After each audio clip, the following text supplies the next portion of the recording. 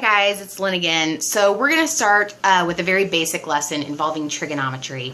A lot of times when you enter trigonometry for the first class, it seems like a lot of things coming at you is like a foreign language. There's all these new words and terminology that many teachers just kind of expect you to pick up on, when really we really need to break it down and translate it into a language that you can understand at the beginning, so then hopefully the rest of the semester, the rest of the class is more learnable. So I'm going to try to break that down for you, the basics right now. So I'm going to start by introducing a little saying. It's kind of just a funny word. It's called SOHCAHTOA.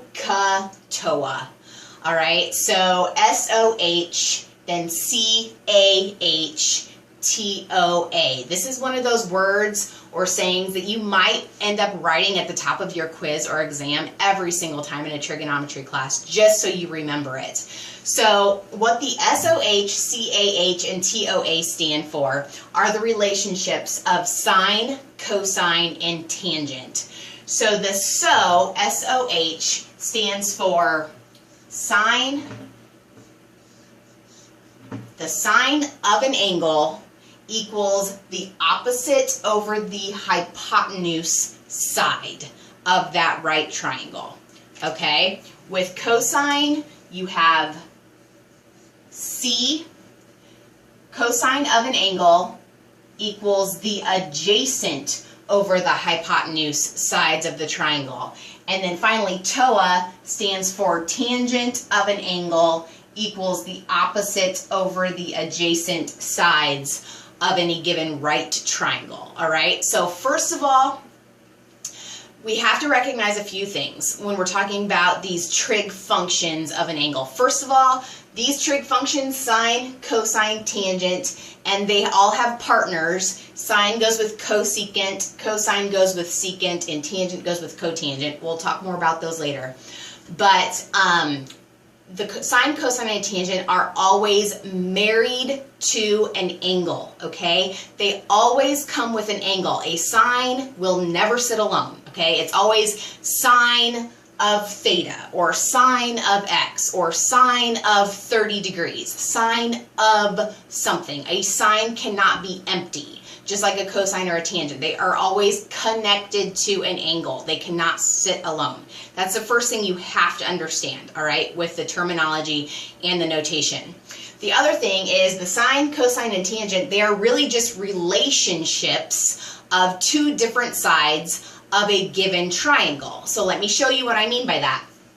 Whenever I have a right triangle, in trigonometry, we are going to zero in on one of these two angles. So there's obviously the 90-degree angle, but for now, we're just going to look at one of the other two angles. So I have my theta written down here in this angle, okay? So if I say this is the angle I'm going to focus on, the sides of this right triangle in relationship to that angle are the hypotenuse is always just the hypotenuse. That should be old knowledge. The hypotenuse of a right triangle is the side opposite of the right angle. That is still true, okay? So you still have the hypotenuse. Now, relationship to this angle, though, the opposite side is just how it sounds. The opposite side is on the opposite side of the triangle from that given angle that we're talking about, okay? So this is the opposite side, and the other side down here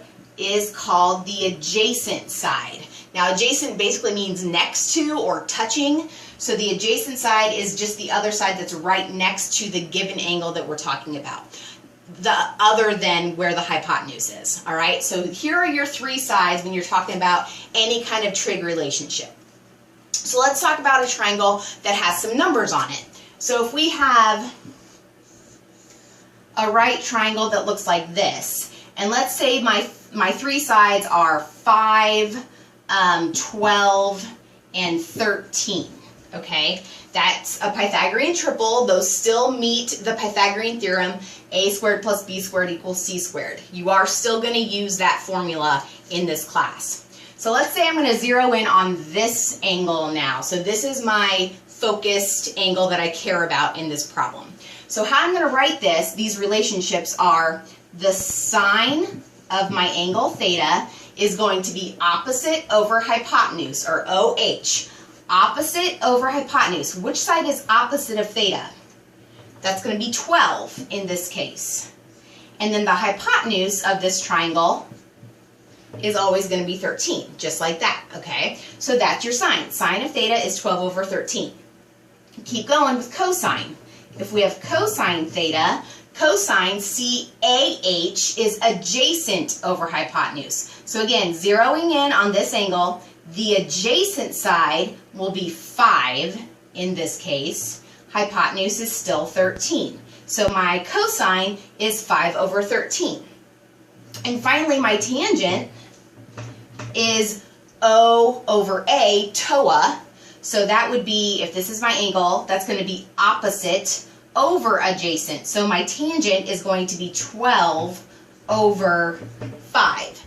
Those are my 3 big trig functions dealing with this triangle, focusing in on this angle, if that makes sense, okay? So that's really just the very basics of trig notation, working with a right triangle. We'll talk more about the other trig functions. I just really wanted to narrow in on the very basics in learning this new language that you're learning, okay? So hopefully that helps. Come back. I'll continue more with this later. Thanks.